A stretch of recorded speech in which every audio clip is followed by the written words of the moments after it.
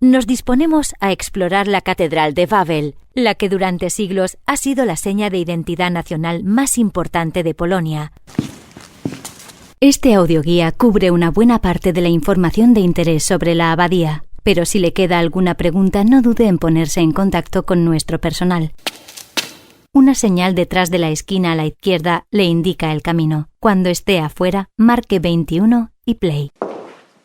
Al dar la vuelta a la esquina, se encontrará con el claustro menor, el lugar donde los monjes se ocupaban de los enfermos. Y es que al parecer, los monjes se enfermaban con frecuencia. Una vez haya salido de ella, gire inmediatamente a la izquierda y avance.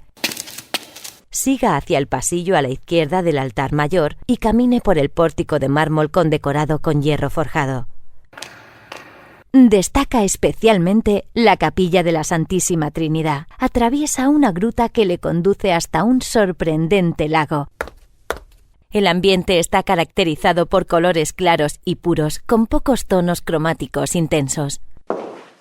Hoy en día, toda la zona del claustro menor es la residencia de 4 clérigos y sus familias. Verá que los pisos superiores tienen un aspecto mucho más nuevo que la planta baja.